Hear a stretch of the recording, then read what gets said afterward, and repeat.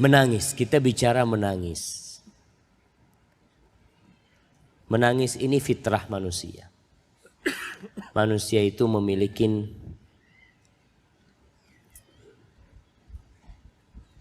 ghariza, insting meneteskan air mata. Allah berfirman di surat An-Najm ayat 43. Wa annahu huwa adhaka wa abka. Dan dialah Allah yang menyebabkan sebagian orang tertawa dan sebagiannya menangis. Bahkan ternyata hampir semua orang pernah menangis dan pernah tertawa. Siapa yang tidak pernah menangis? Anda kasih hadiah.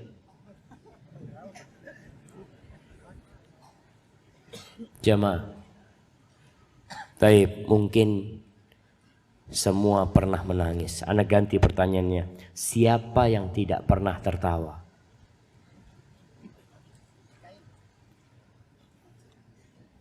Jamaah, semuanya pernah.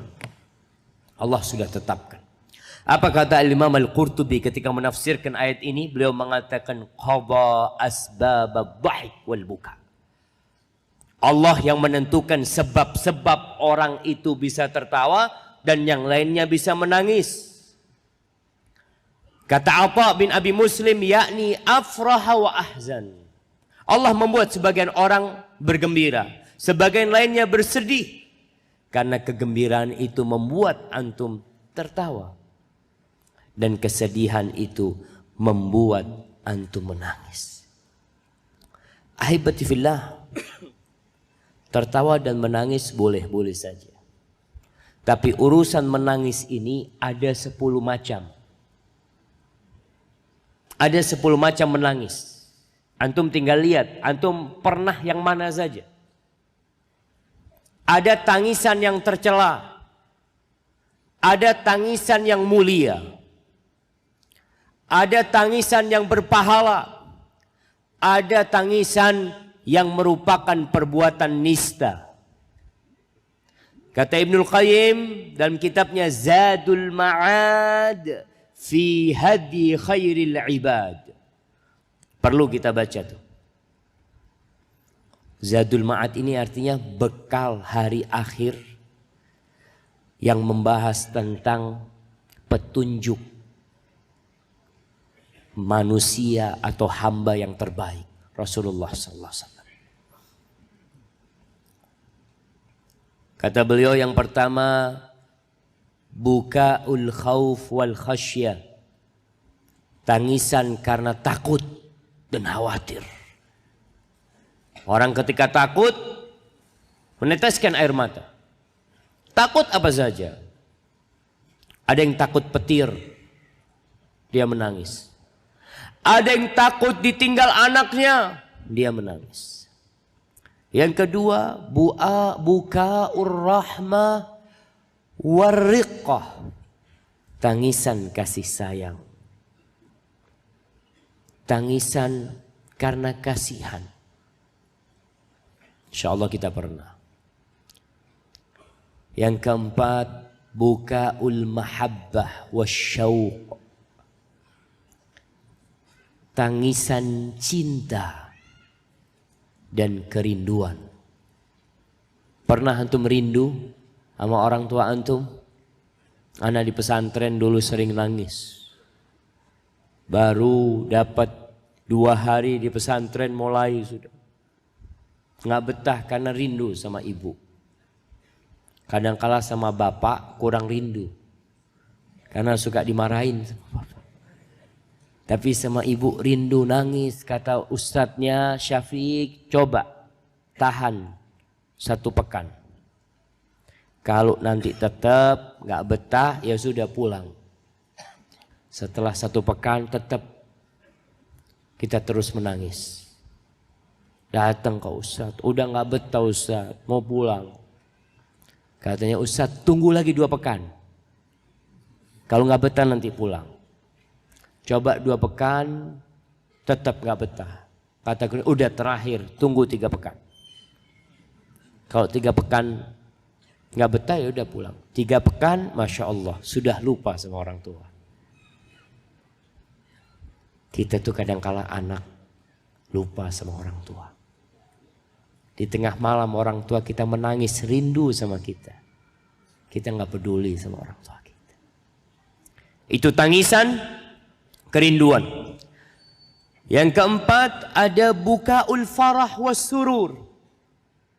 Menangis karena gembira.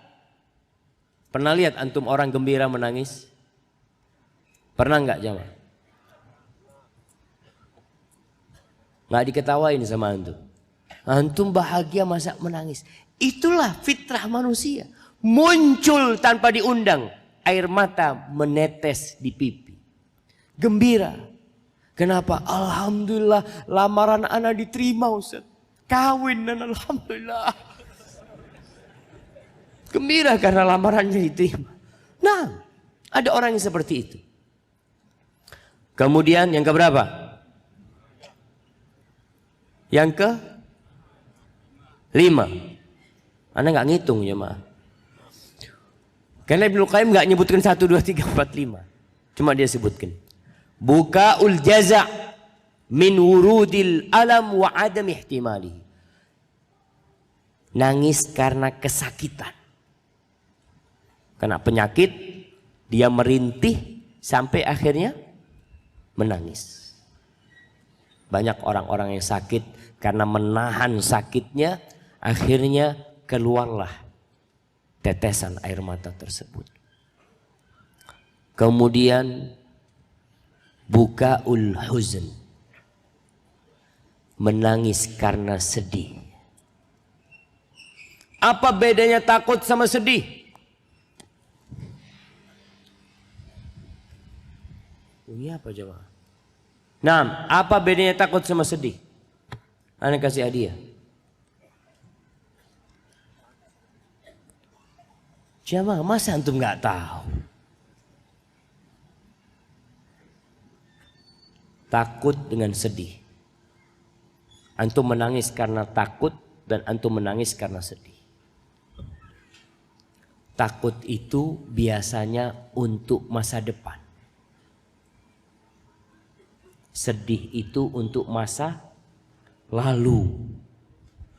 Antum duduk sedih karena anaknya sudah meninggal dunia.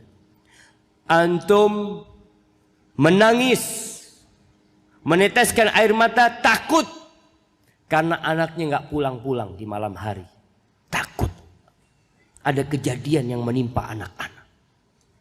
Itu perbedaan antara sedih dan rasa takut. Baik. Apa perbedaan menangis karena bahagia dan menangis karena sedih? Ada seorang gadis dikasih tahu, "Nak, kamu dilamar sama fulan." Langsung menangis jemaah. Dia menerima apa nolak? Menerima tolak, antum nggak tahu, dia menangis. Kan Rasul sallallahu alaihi wasallam mengatakan gadis itu diminta izinnya kalau mau dinikahin. Nggak boleh dipaksa. Nah, kamu dilamar sama fulan. Para sahabat bertanya, "Ya Rasulullah, gadis itu pemalu. Mana mungkin?" Dulu gadis pemalu, jawab. Dulu. Karena dulu gadis itu dipingit. Kenapa butuh nazar? Butuh nazar. Karena memang nggak kelihatan. Kalau sekarang antum sudah melihat perempuan itu bolak-balik, antum masih ngomong, "Ustadz, saya mau nador, Ustadz." Nador apa? Tiap hari kelihatan itu anak. Yang mau dinador apanya? Tiap hari. Dulu gadis itu dipingit, tidak ada yang melihatnya, kecuali orang-orang dari keluarganya. Maka para sahabat bertanya, gimana kita mau minta izin sama gadis? Dia kan malu mau mengatakan, "Kamu dilamar sama fulan." "Oh, saya memang tunggu-tunggu lamarannya." Malulah gadis mau ngomong kayak gitu. Terus idnuha sumatuha. Izinnya gadis itu kalau dia diam. Kalau dia diam berarti dia memberikan izin. Soalnya kalau dia nggak mau dia tolak. Tapi kalau dia suka, terpaksa dia menahan malunya dengan berdiam. Itu berarti lamarannya diterima. Tapi sekarang datang, nak fulan melamar anti, nangis. Gimana jemaah? Nah, berdiri antum biar suaranya terdengar.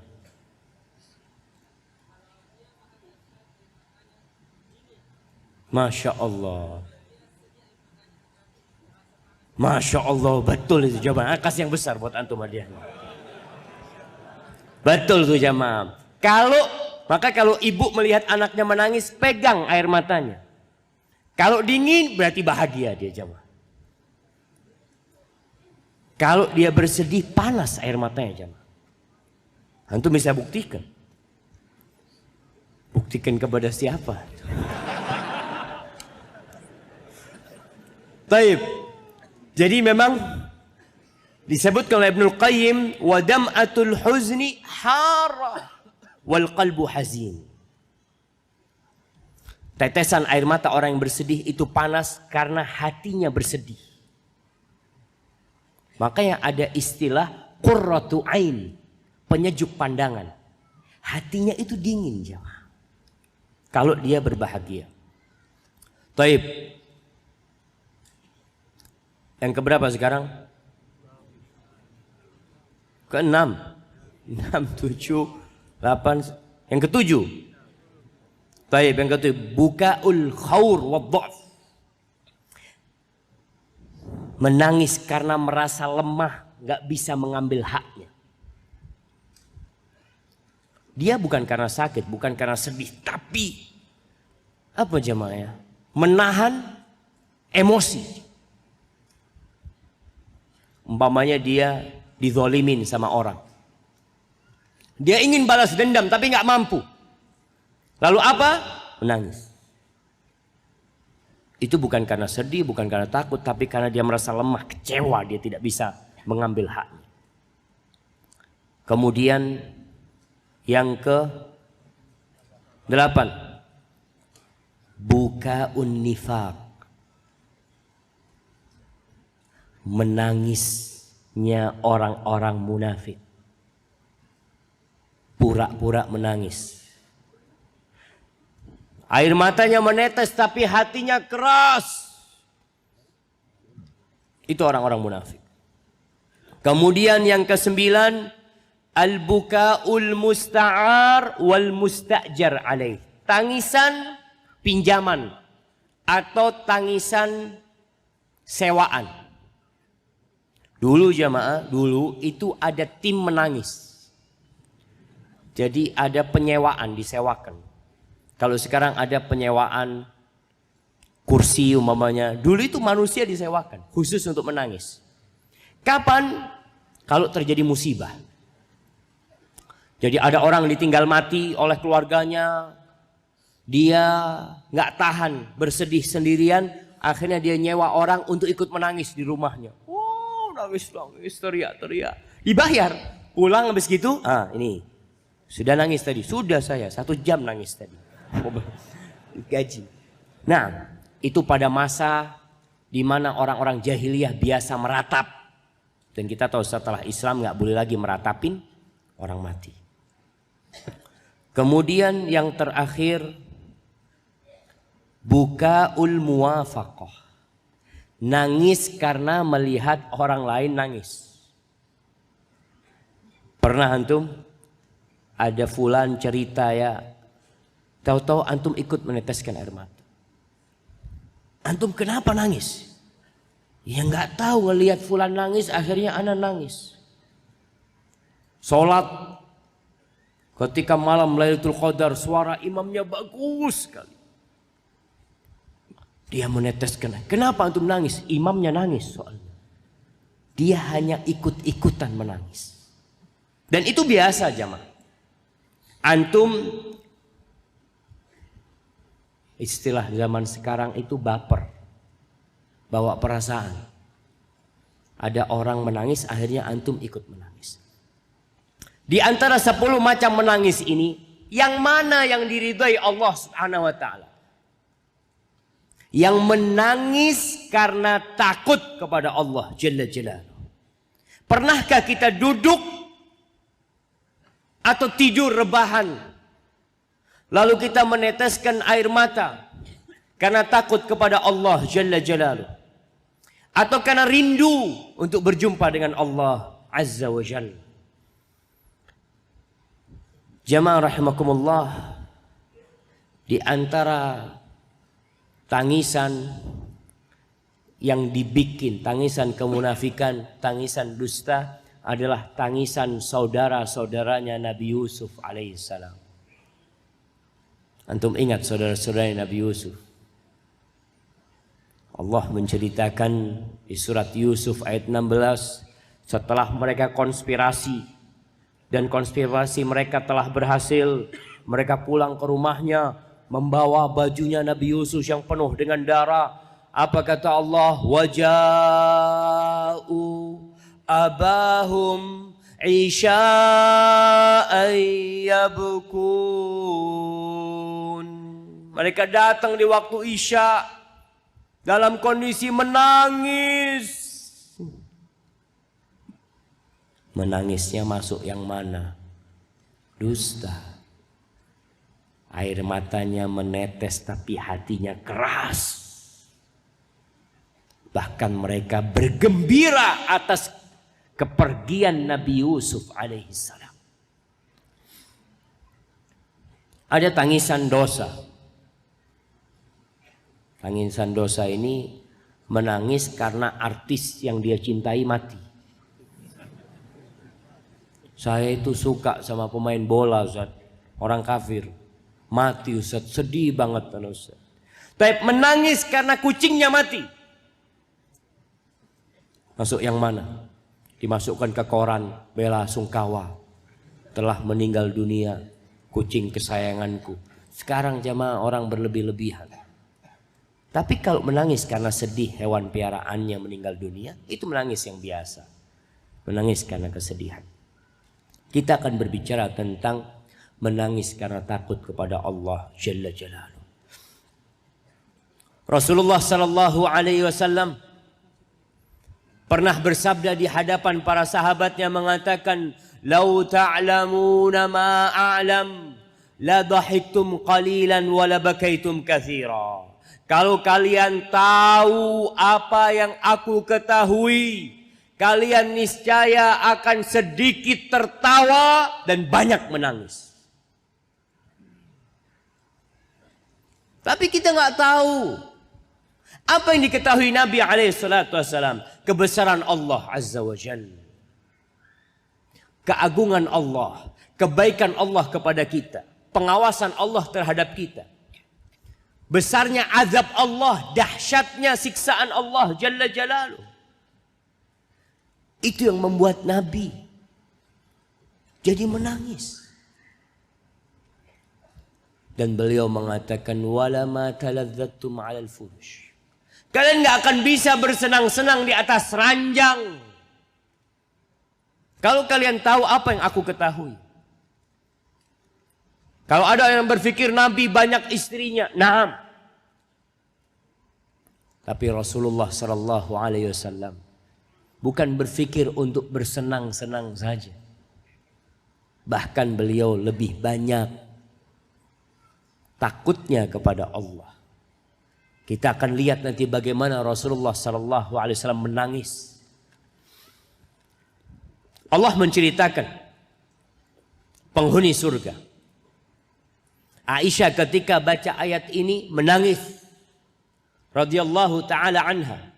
Di surat At-Tur ayat 25 sampai 28. Allah menceritakan penghuni surga, wa aqbala ba'dhum ala ba'dhi yatasaalun. Ketika mereka masuk surga, mereka ngobrol, saling berhadap-hadapan, tidak seperti antum sekarang. Yang lainnya memberikan punggung kepada saudara yang di belakangnya, nggak enak duduknya. Tapi itulah duduk menuntut ilmu. Nanti antum duduknya akan saling berhadapan. Mereka saling bertanya, kamu kok bisa masuk surga? Gimana ceritanya? Antum dulu ana lihat kayaknya sih jarang-jarang datang kajian. Kok bisa masuk surga? Ada obrolan mengenang masa di dunia. Apa kata mereka? Qalu inna kunna fi ahlina musyfiqin. Kita dulu ketika hidup di dunia kita tuh takut. Takut kita. Takut menghadapi keluarga kita bagaimana nanti pada hari kiamat. Bagaimana akhir hidup kita. Apakah kita akan husnul khatimah atau kita su'ul khatimah. Perasaan itu selalu ada pada diri kami. Kami takut kepada Allah Jalla Jalaluhu. Dan takut. Orang tua takut anaknya tidak punya pekerjaan. Orang tua takut anaknya tidak menikah. Orang tua takut anaknya diceraikan, di PHK. Tapi adakah orang yang takut anaknya masuk neraka? Takut abah, nah kamu nanti kau nggak sholat masuk neraka. Kebanyakan rasa takut di dunia ini urusan ekonomi, urusan dunia. Anaknya resign dari bank konvensional yang penuh dengan riba. Apa kata orang tuanya? Nak, nanti kamu makan apa, nak? Kamu punya anak. Subhanallah. Padahal kita tahu pelaku riba itu terlaknat. Dosa riba yang paling ringan saja seperti menzinai ibunya sendiri. Nggak takut. Yang takut kalau anaknya nggak bisa makan. Tapi penghuni surga bukan itu yang mereka takutkan. Dunia bakal ditinggalin. Hari ini, esok atau lusa kita bakal mati. Kemudian rasa takut itulah yang membuat Allah memberikan karunia. Kata mereka, "Famannallahu 'alaina wa waqana 'adzabas samum." Kemudian Allah memberikan karunia-Nya kepada kami dan menyelamatkan kami dari api neraka. Kita dikasih karunia sama Allah. Rasa takut itu rahmat dari Allah.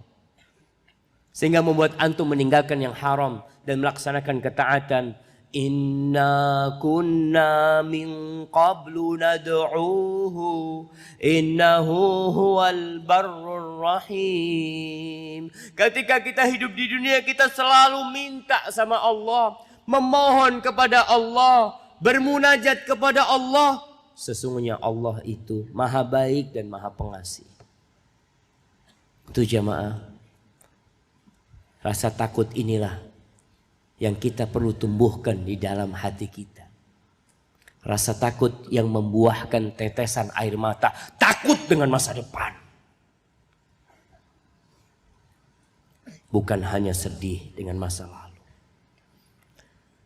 Dalam hadis yang diriwayatkan oleh Imam Tirmidzi, Rasulullah sallallahu alaihi wasallam mengatakan, la yalijun nar rajulun baka min khasyatillah. Tidak akan masuk neraka orang yang menangis karena takut kepada Allah hatta ya'udal labanu fid dhara. Sampai air susu itu masuk kembali ke dalam tempat susunya. Antum lihat kambing kalau sudah diperah, mungkinkah air susu itu masuk kembali ke dalam? Enggak mungkin. Orang yang menangis karena takut kepada Allah, insya Allah masuk surga. Dalam hadis yang lainnya, riwayat Imam Tirmidzi, Rasulullah sallallahu alaihi wasallam mengatakan, ainani la tamassahuman nar, ainun bakat min khasyatillah wa ainun batat tahrusu fi sabilillah. Ada dua bola mata yang tidak akan tersentuh api neraka.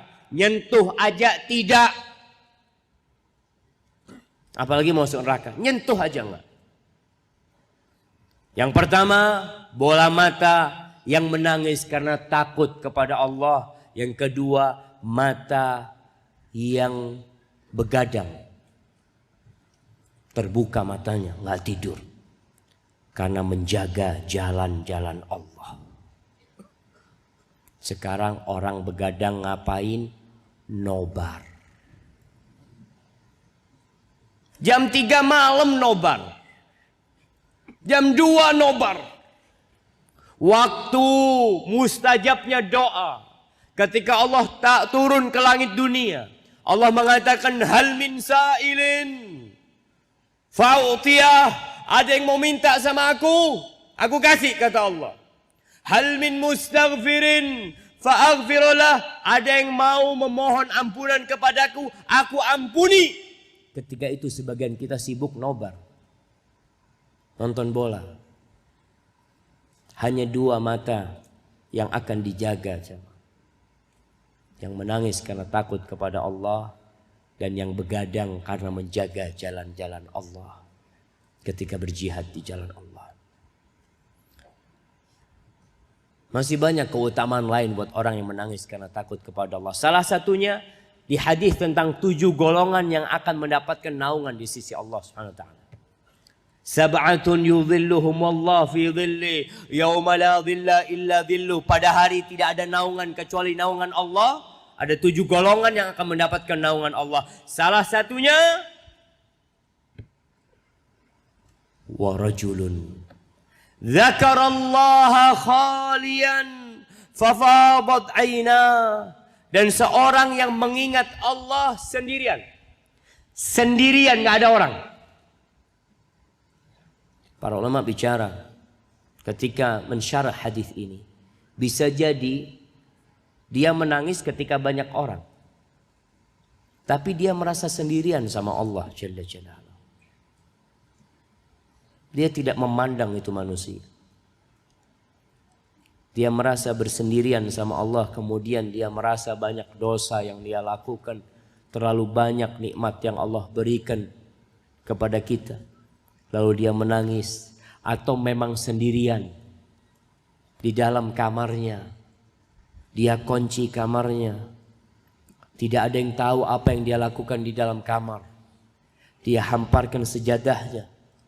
Kemudian dia menghadap ke kiblat mengatakan Allahu Akbar. Lalu perlahan-lahan dia baca Al-Fatihah. Dia baca ayat-ayat Allah. Dia ingat dengan kebesaran Allah. Dia memikirkan kalau dia akan mati ditanya tentang yang besar dan kecil. Kemudian dia menangis. Dia akan mendapatkan naungan dari Allah Subhanahu wa taala. Ahibbati fillah, Abdullah bin Umar berkata tentang kemuliaan menangis karena Allah. Apa kata dia? La an adma min khasyatillah ahabbu ilayya min an atasaddaq bi alfi dinarin. Aku meneteskan air mata karena takut kepada Allah, itu lebih aku cintai daripada aku sedekah 1000 dinar. Antum kalau pernah sedekah 1000 dinar. 1000 dinar ini jamaah ya kurang lebih 2 kilogram emas. 1 miliar? Kira-kira 1 miliar. Betul jamaah. Antum sedekah 1 miliar. Abdullah bin Umar mengatakan, lebih baik aku meneteskan air mata karena Allah daripada sedekah 1 dinar, 1000 dinar. 1 miliar antum sedekah sana, bangun masjid 5 miliar, 10 miliar, tapi antum tidak pernah menangis karena Allah. Hati-hati. Jangan-jangan sedekah antum karena syahwat yang ada pada diri antum. Kalau menangis karena Allah, selesai, ikhlas lillahi ta'ala. Tapi sedekah belum tentu. Itu Abdullah bin Umar. Mulia sekali menangis karena Allah. Ka'ab al-Ahbar, dia seorang tabi'in. Dia mengatakan la an abki min khasyatillah fatasilu dumu'i ala wajnati ahabbu ilayya min an atasaddaq biwazni dhahaban. Aku menangis karena Allah sampai air matanya itu menetes di pipiku. Itu lebih aku cintai daripada aku sedekah seberat tubuhku ini emas. Kita tahu fadilah sedekah, keutamaan sedekah. Insya Allah semua bisa sedekah. Besar kecil kita sedekah. Tapi tidak semuanya bisa meneteskan air mata karena takut kepada Allah. Kebanyakan kita menangis, sedih. Dan takut tapi bukan takut sama Allah. Sedih tinggal mati anaknya. Menangis di malam hari di dalam kamar. Diketuk pintunya. Bang, buka pintunya bang. Ada apa bang? Kata dia. Sakit gigi. Pikirnya nangis karena Allah. Ternyata sakit gigi. Allah jamaah. Antum tinggal tanya sama antum. Umur ana 50 tahun. Berapa kali ana menangis karena takut sama Allah. Nangis yang lainnya gak perlu dihitung. Karena tidak ada hitungannya. Malaikat-malaikat Allah. Bagaimana sikap mereka? Orang yang tahu keagungan Allah jamaah akan sedikit tertawa. Karena dia tahu aku ini banyak dosa. Ketika antum bayangin api neraka didatangkan. Allah mengatakan di surat Al-Fajr, waji'a yawma idzin bi jahannam. Yauma idzi yatadzakkarul insan wa anna lahu dzikra. Ketika didatangkan neraka jahanam yang diseret oleh 70.000 malaikat. Di setiap satu tali kekang yang jumlahnya 70.000. 70.000 tali kekang, setiap tali kekang ada 70.000 malaikat yang menyeret. Dan bergejolak api itu jamaah. Gimana kalau kita masuk ke sana? Ketika Nabi Isra Mi'raj, Anas bin Malik bercerita. Nabi berjumpa di sana dengan Mikail. Malaikat Mikail. Lalu Nabi berkata kepada Jibril, "Ya Jibril, mali la ara Mikail dhahikan." Kenapa aku enggak pernah lihat Mikail tertawa? Sedikit pun tidak pernah dia tertawa. Qala Jibril, "Ma dhahika Mikail mundu khuliqatin nar." Mikail tidak pernah tertawa sejak diciptakan neraka. Nggak ada lagi ketawa dari dia. Jamaah, azab yang paling ringan buat penghuni neraka, yang paling ringan itu masuk telapak kakinya, otaknya mendidih. Di neraka itu ada wail, ada lembah-lembah tempat azab-azab yang lebih menyeramkan. Ada salah satu tempat yang tempat berkumpulnya bisa-bisa binatang buas yang dipanaskan. Orang itu masuk ke sana, keluar dari sana, dagingnya ngelupas. Lalu dimasukkan kembali ke sana, keluar dari sana, dagingnya mengelupas. Seperti itu terus. La yamutu fiha wa la yahya. Itu yang seharusnya membuat kita takut. Bagaimana dengan Jibril? Dalam hadis yang diriwayatkan Imam Tabrani, Rasulullah SAW melanjutkan perjalanan ke Sidratul Muntaha. Jibril diam di sana bersama malaikat-malaikat yang lainnya. Apa kata Nabi kita Muhammad SAW? Jibril yang perkasa, yang memiliki 600 sayap, situmi ajana. Yang kalau satu sayapnya dibuka, ufuk tertutup. Pada malam Isra Mi'raj itu, Nabi melihat Jibril. Marartu laylata usriya bi bil mala'il a'la. Wa Jibril kal hilsil bali min khasyatillah. Pada malam hari itu aku melewatin kumpulan malaikat-malaikat dan aku melihat Jibril di sana. Jibril itu seperti kulit jamaah. Kulit, baju dari kulit itu yang sudah usang.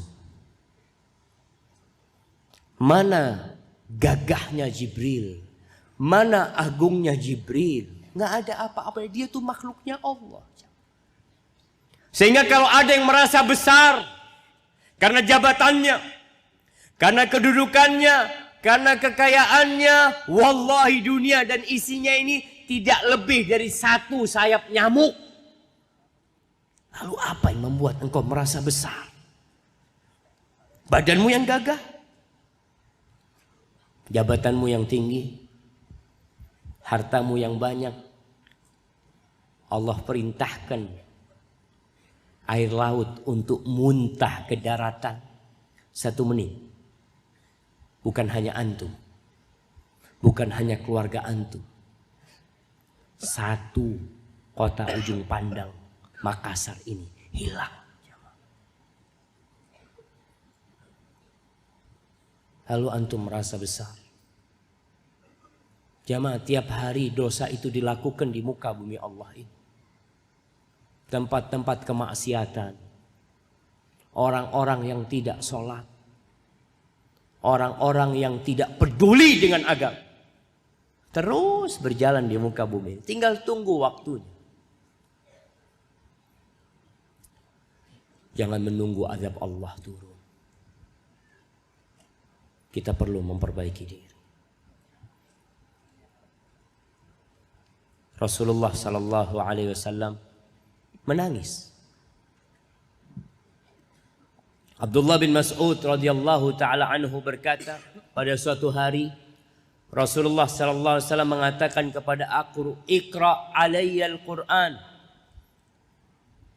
Ibnu Mas'ud, bacakan kepada aku Al-Qur'an. Aku mau dengar Al-Qur'an. Qultu ya Rasulullah, alaika salatu wassalam ya Rasulullah. Aqra'u alaika wa alaika unzil. Gimana aku baca kepadamu sedangkan Quran ini diturunkan kepadamu? Malu Abdullah bin Mas'ud. Qala inni uhibbu an asma'ahu min ghairi. Aku itu suka mendengarkan Al-Quran dari orang lain. Engkau bacakan. Faqara'tu alaihi surat An-Nisa. Abdul Mas'ud membacakan surat An-Nisa. Terus dari awal surat Nisa. Ya ayyuhan nasu taqu rabbakumul ladzi khalaqakum min nafsin wahidah. Wa khalaqa minha zawjaha. Wa batha minhuma rijalan katsiran wa nisaa. Beliau baca itu surat An-Nisa sampai ayat ke-40. Kepada firman Allah, fa kaifa idza ji'na min kulli ummatin bi syahid wa ji'na bika ala haula'i syahida. Bagaimana kalau kami datangkan dari setiap umat saksi dan kami datangkan engkau sebagai saksi atas mereka semuanya. Ketika Abdullah bin Mas'ud sampai ayat itu, Nabi kita alaihi salatu wassalam mengatakan hasbukal an, sekarang cukup, berhenti sekarang. Sudah.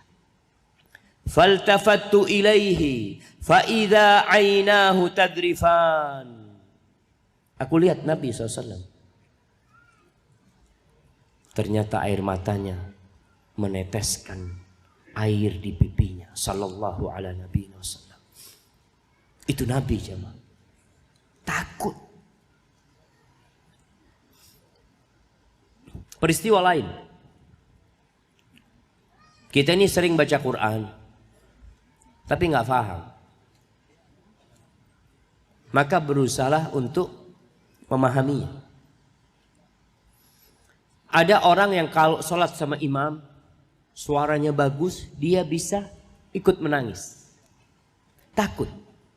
Ketika dibacakan ayat-ayat tentang azab Allah Subhanahu wa taala, dia menangis.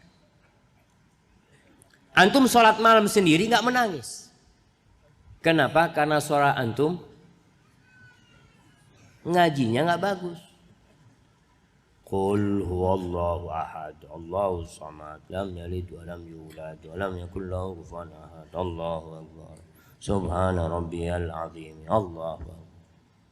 Ketika imamnya membaca, Masya Allah, dari takbirnya aja antum sudah semangat. Kita kalau salat sendiri nggak apa-apa, Angkat suara antum. Nggak perlu tetangga dengar. Antum pokoknya dengar sendiri di kamar situ, antum baca dengan suara yang terdengar. Laisa minna man lam yataghanna bil Qur'an. Kata Nabi SAW, bukan termasuk golongan kami yang tidak menghiasi Al-Quran dengan suara yang indah. Ustaz, gimana suara anak jelek? Diindahkan. Antum minum apa namanya? Jahe. Anak kepingin suaranya bagus supaya Allah dengerin bacaan anak. Allah denger jamaah. Seorang sahabat Nabi Usaid bin Khudair, ketika sholat malam, dia di teras rumah, di halaman rumahnya dia sholat. Ada kudanya, ada anaknya, di situ sholat dia membaca. Ketika dia membaca, kudanya itu berputar-putar terus. Dia takut kudanya itu menginjak anaknya. Dia terus membaca. Kalau dia berhenti, kudanya berhenti. Dia baca, kudanya berputar. Akhirnya dia cerita sama Nabi SAW. Akhirnya aku selesaikan sholatku ya Rasul alaihi salatu wassalam. Kemudian aku melihat ke langit. Itu ada lampu-lampu yang turun dari langit jamaah. Kata Nabi SAW, engkau tahu Usaid, apa itu yang tadi malam turun? Itu malaikat-malaikat Allah turun mendengarkan bacaan Al-Quran. Kalau engkau baca sampai pagi, orang-orang akan melihat malaikat-malaikat. Antum baca. Belajar tahsin. Panggil guru, bacaan anak jelek, Ustaz panggil guru. Malu mau belajar di masjid sama teman-temannya, panggil guru, datangkan. Ajari anak Ustaz. Anak mau bacaannya anak bagus. Anak kepingin kalau saat malam itu benar-benar didengerin sama Allah Subhanahu wa taala. Dan malaikat-malaikat mendengar. Allah mendengar semua ucapan manusia. Tapi yang indah mendengar dan mendapatkan dikasih pahala sama Allah Jalla Jalaluhu. Itu firman Allah Al-Quran ini jamaah. Ubaid ibn Umair rahimahullahu ta'ala, seorang tabi'in, pernah datang menjumpai ibunda kita, Ummul Mukminin Aisyah radhiyallahu ta'ala anha. Ini bersama teman-temannya, dia mau belajar. Mereka kalau belajar sama istri Nabi sallallahu ala nabi wasallam biasanya dari balik tabir. Mereka di luar, istri Nabi di dalam. Ubaid mengatakan, akhbirina bi'ajabi syai'in ra'aitihi min Rasulillah sallallahu alaihi wasallam. Kami minta engkau kasih tahu kami tentang sesuatu yang paling menakjubkan yang engkau melihat dari Nabi SAW. Qala fasakatat thumma qalat. Aisyah diam. Dia berpikir mungkin. Semua cerita suaminya indah dan menakjubkan. Khairul bashar, manusia terbaik yang ada di rumahnya. Semua ceritanya indah. Tapi dia hendak memilihkan yang paling menakjubkan. Lalu Aisyah mengatakan, lamma kanat lailah minal layali, pada satu malam, yang malam itu Nabi bermalam di rumahnya Aisyah sallallahu ala nabiyina wasallam. Istri punya hak ketika lagi tiduran bersama Aisyah di sampingnya, habis sholat isya mungkin. Lalu Nabi SAW mengatakan, ya Aisyah, dharini ata'abbadul layla li Rabbi. Lihat nih adabnya Nabi SAW. Dia mengatakan kepada istrinya, tolong biarkan aku mau beribadah buat Rabbku malam ini. Nabi ngomong itu sama istrinya. Kenapa? Karena dia tahu malam ini haknya Aisyah. Suami harus tahu diri. Apa kata Aisyah? Mau ditinggal sama Nabi? Yang lagi tiduran berduaan, mau ditinggal sama Nabi, Nabi mau beribadah. Apa kata Aisyah? Wallahi inni uhibbu kurbaka. Demi Allah, aku itu cinta berada di sisimu. Aku suka berada di sisimu. Nggak ingin engkau pergi. Wa uhibbu ma yasuruka. Tapi aku juga cinta apa yang menggembirakan dirimu. Antum kalau cinta itu tidak harus memiliki jemaah. Wallahi jemaah. Antum kadang kala cinta dengan seorang akhwat. Antum harapan menikahin akhwat itu, ternyata akhwat itu menikah dengan ikhwan yang lebih baik dari antum. Ustaz, dia dapat ikhwan yang hafal Quran.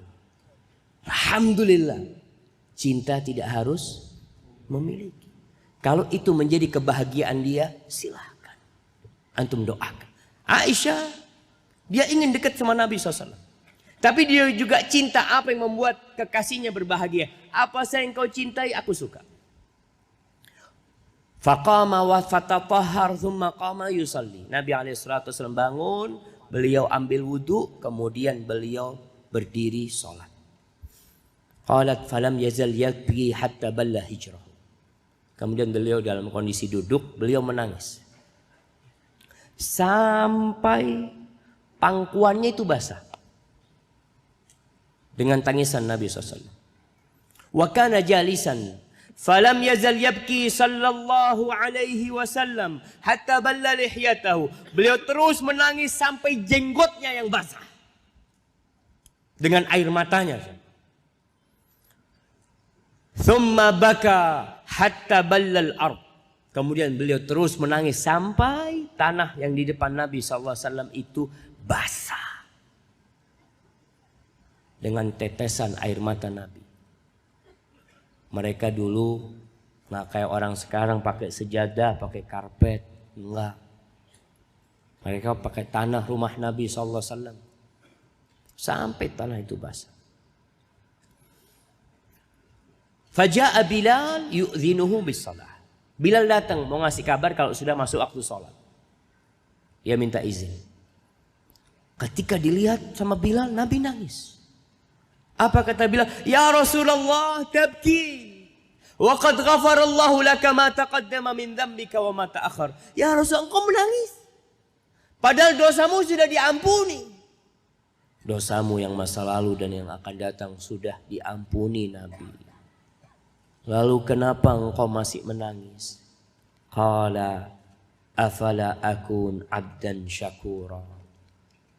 Apa enggak pantas aku menjadi hamba yang bersyukur kepada Allah? Itu Nabi jamaah. Lalu Nabi mengatakan laqad unzilat alayya laila ayah. Telah diturunkan kepada aku tadi malam sebuah ayat. Wailun liman qara'aha wa lam yatafakkar fiha. Celaka buat orang yang membacanya kemudian tidak bertafakkur, tidak bertadabbur, tidak memikirkan ayat ini. Apa firman Allah di surat Ali Imran ayat 190? Inna fi khalqis samawati wal ard wa ikhtilafil laili wan nahar la ayatin li ulil albab. Antum pernah enggak malam hari bertafakur melihat ciptaan Allah yang begitu agungnya? Bumi ini hanya debu dibandingkan miliaran jamaah. Miliaran bintang-bintang yang di sana. Banyak yang lebih besar daripada bumi ini. Lalu kita tidak memikirkan kebesaran Allah. Kita sampai jam berapa? Sampai jam 12 jamaah. Masya Allah, anak izin minum dulu.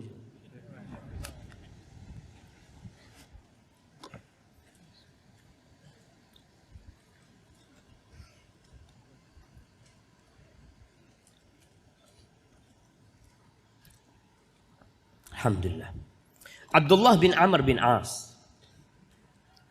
Dia bercerita bahwa Nabi SAW membaca firman Allah di surat Ibrahim ayat 36. Ketika Nabi Ibrahim mengatakan Rabbi innahunna adlalna katsiran minan nas faman tabi'ani fa innahu minni. Wahai Rabbku, sesungguhnya berhala-berhala itu banyak menyesatkan banyak manusia. Maka barang siapa yang mengikuti aku, dia termasuk dari golonganku. Lalu membaca ucapan Isa alaihissalam di surat Al-Maidah ayat 118. Ketika Nabi Isa mengatakan in tu'adzibhum fa innahum ibaduk wa in taghfir lahum fa innaka antal azizul hakim. Kalau engkau mengadab mereka ya Allah, sesungguhnya mereka itu hamba-hambamu ya Allah. Kalau engkau mengampuni mereka, sesungguhnya engkau maha perkasa dan maha bijak ya Allah. Farafa'a yadayhi. Lalu setelah membaca itu, Nabi mengangkat tangannya, mengatakan Allahumma ummati, ummati, ya Allah, umatku ya Allah, umatku ya Allah. Nabi menangis sallallahu alaihi wasallam. Beliau menangis karena memikirkan kita. Pernahkah kita menangis memikirkan Rasulullah SAW? Antum pernah nggak bersedih ketika Nabi SAW dilemparin batu sampai berdarah-darah? Pernahkah antum berpikir untuk hidup di masa Nabi membela Rasulullah SAW? Apa yang antum akan lakukan? Kalau sekarang kita sibuk dengan gadget kita, sibuk nonton, sibuk dengan perkara-perkara yang tidak berguna. Antum kebayang nggak gimana antum hidup di masa Nabi SAW, menolong Rasulullah SAW, menjadi seperti Sa'ad bin Abi Waqqas, menjadi seperti Rafi' bin Khadij. Nabi menangis, berdoa. Kemudian Allah mengutus Jibril. Allah mengatakan kepada Jibril, ya Jibril, idhab ila Muhammad. Jibril, kau berangkat kepada Muhammad. Wa rabbuka alam. Dan Allah tahu dengan peristiwa itu. Fasalhu ma yubki.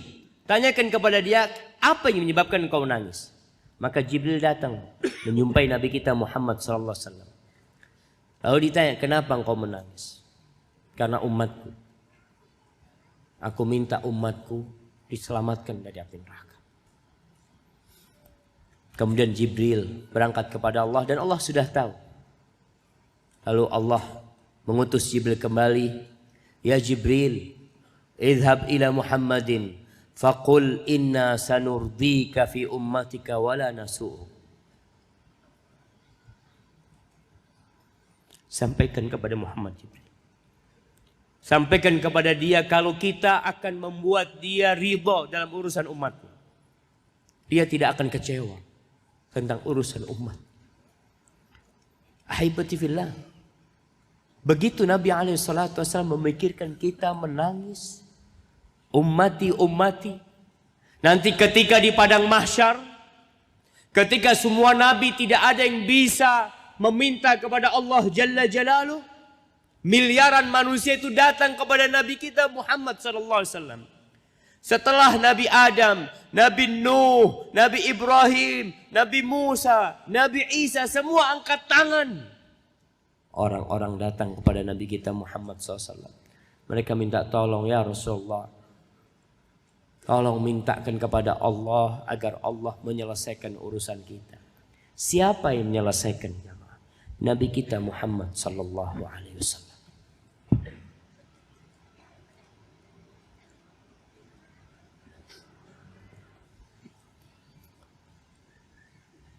Ketika semua sudah melewati neraka jahanam, mereka berada di pintu surga. Pintu surga itu ramai, berdesak-desakan, orang itu ingin masuk surga, tapi pintunya masih ditutup. Siapa yang membukakan pintu itu untuk kita? Nabi kita Muhammad SAW.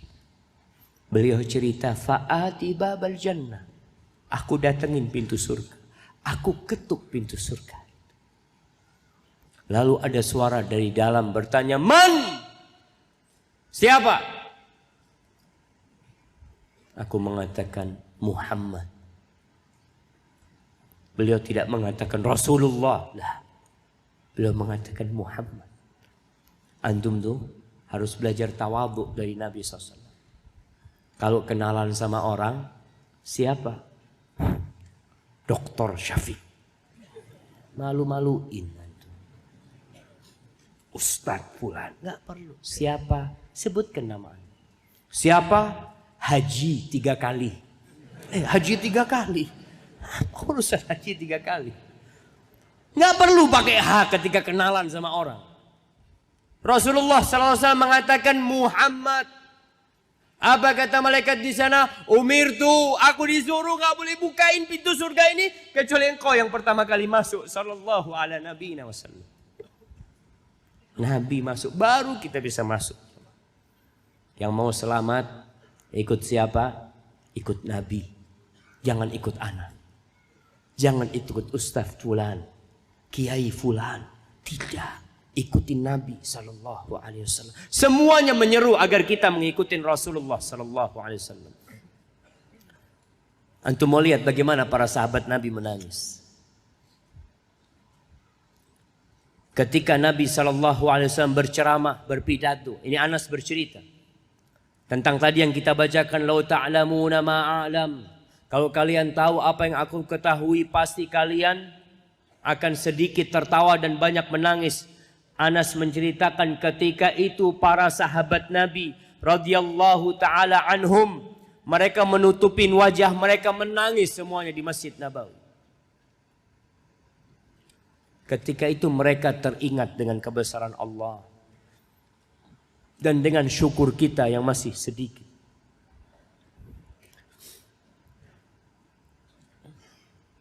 Mu'ad bin Jabal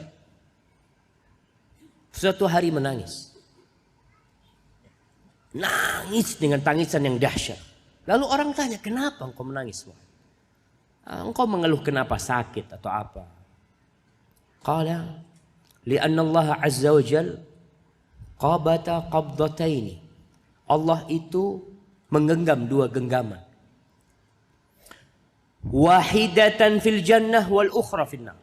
Satu genggaman di surga dan satu genggaman di neraka. Fa ana la adri min ayil fariqaini akun. Aku ni enggak tahu aku termasuk dalam genggaman yang mana.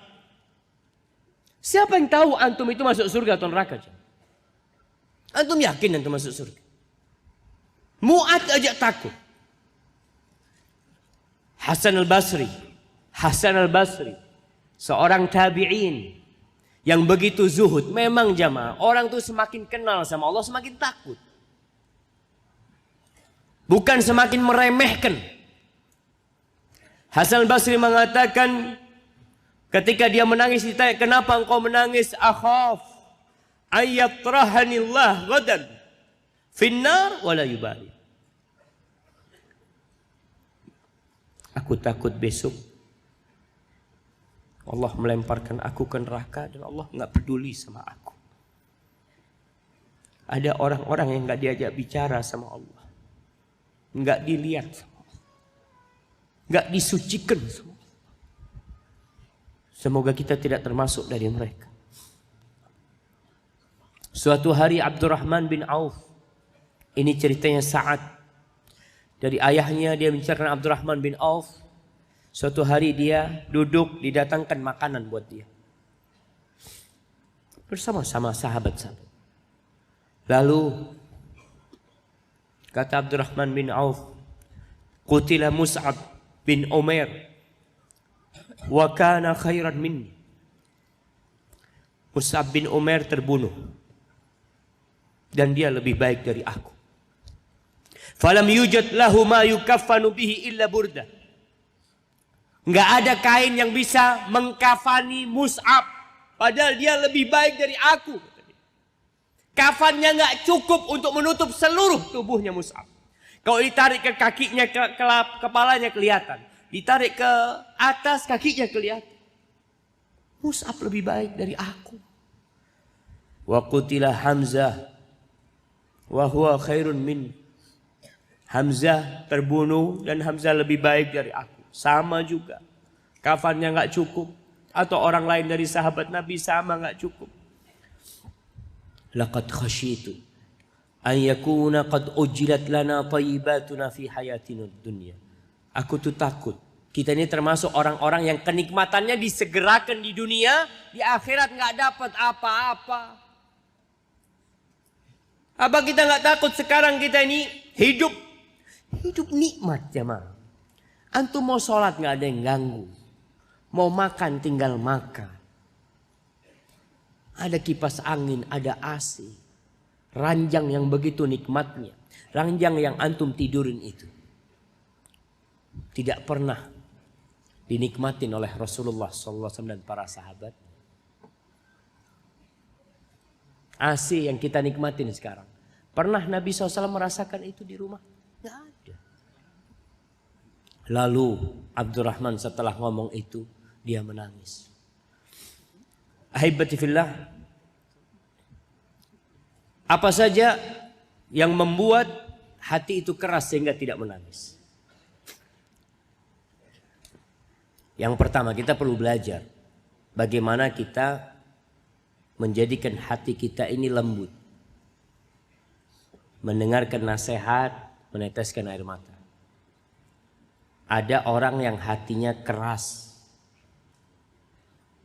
Padahal batu saja ada yang bisa mengeluarkan air. Antum pernah melihat mata air yang terpancar dari batu? Ada. Tapi ada hati yang lebih keras daripada batu. Ibnu Qayyim mengatakan, wa mata aqhatil ain minal buka min khasyatillahi ta'ala fa'lam anna qahtaha min qaswatil qalb. Kapan mata itu tidak pernah meneteskan air mata karena takut kepada Allah, ketahuilah penyebab keringnya itu air mata, hatinya keras, sumbernya keras. Wa ab'adul qulub minallah al-qalbul qasi. Dan hati yang paling jauh dari Allah adalah hati yang keras. Rasulullah sallallahu alaihi wasallam berlindung. Beliau mengatakan, Allahumma inni a'udzubika min ilmin la yanfa'. Ya Allah, aku berlindung kepadamu dari ilmu yang tidak bermanfaat. Hati-hati kita datang ke majelis ilmu hari ini. Kemarin, sebelumnya, esok kita mau ngaji lagi. Hati-hati ilmu yang antum pelajari tidak bermanfaat. Kapan dikatakan ilmu tidak bermanfaat? Ketika ilmu itu tidak mewariskan rasa takut kepada Allah. Imam Ahmad ketika ditanya tentang ilmu, al-ilmu al-khasyah, ilmu yang sebenarnya yang mewariskan rasa takut kepada Allah. Ketika Allah menyebutkan para ulama, apa kata Allah? Innama yakhsyallaha min ibadihi al-ulama. Yang takut kepada Allah dari hamba-hambanya adalah orang yang alim. Kalau ada orang alim gak takut sama Allah, ilmunya la yanfa'. Mungkin sekolah di pesantren 6 tahun. Melanjutkan sekolah di Mekah, di Madinah 4 tahun. Melanjutkan S2, S3.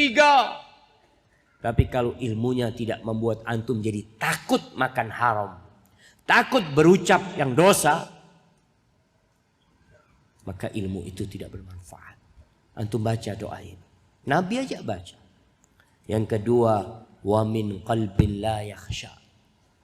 Dan berlindung dari hati yang tidak khusyuk. Salat gak khusyuk, baca Quran gak khusyuk, gak tunduk pokoknya dengan perintah-perintah Allah Subhanahu wa taala. Wa min nafsin la tashba. Dan dari jiwa nafsu yang tidak pernah puas. Kita itu harus ngajarin jamaah memuaskan jiwa kita. Jiwa tuh kayak bayi. Nafsu kita tuh kayak bayi. Antum pernah lihat bayi?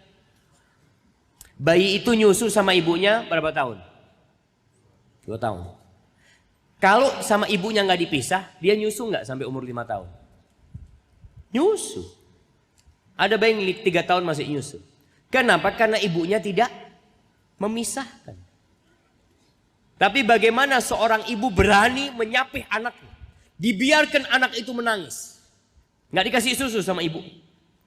Dibiarkan anak itu tambah kurus karena tidak minum ASI ibu. Dibiarkan sama ibu. Sampai akhirnya anak itu kalau dikasih susu sama ibunya nggak mau. Setelah 2-3 bulan sama ibunya, yuk mimi susu. Oh nggak mau. Dia nggak mau. Anak punya anak umur 3 tahun sekarang, ngelihat adiknya nyusu, nggak pernah kebayang dia nyusu lagi. Nafsu kita itu harus seperti itu kan, diputus supaya udah enggak. Dia menyuruh antum melakukan ini, tidak, katakan tidak kepada dia. Kalau enggak akan pernah puas nafsu kita. Yang keempat, wa min da'watin la yustajabu laha, dari doa yang tidak dikabulkan. Penyebab hati itu keras yang pertama, banyak ngomong. Itu menyebabkan hati keras. Masya Allah.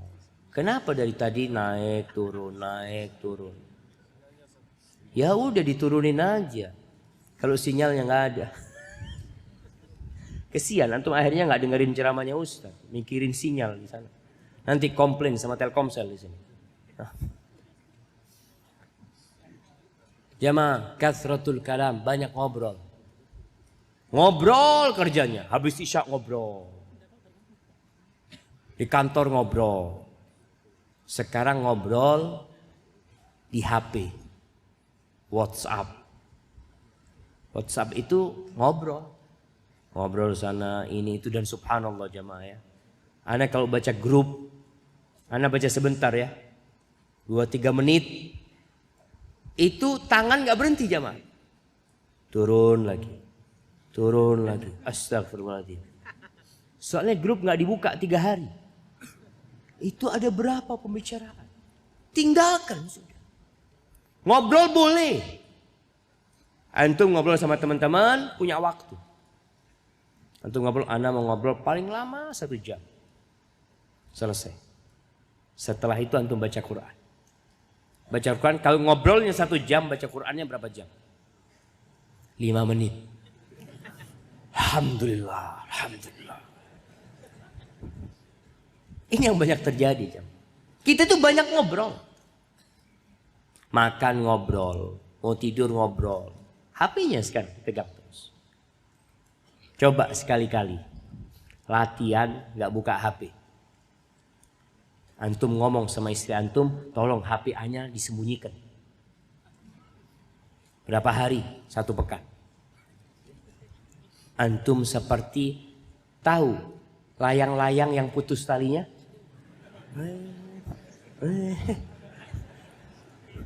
Nggak jelas, mau kemana nggak jelas. Coba ada HP, langsung diem di pojokan. Selesai dulu. HP teman ngobrol sekarang. Tinggalkan sudah. Artinya bukan tinggalin, kurangin.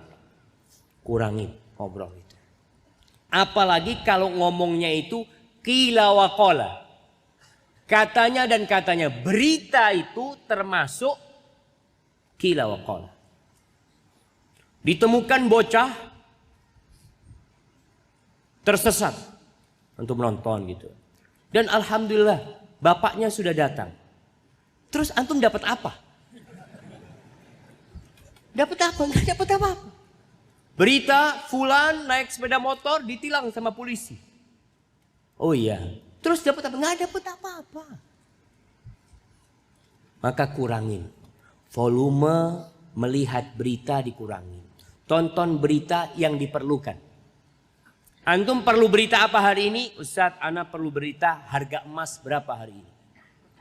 Karena ana jualan emas. Ya silahkan. Ana perlu tahu harga mentimun berapa hari ini. Kenapa? Karena ana mau beli timun. Gak perlu lah. Antum berangkat ke pasar beli.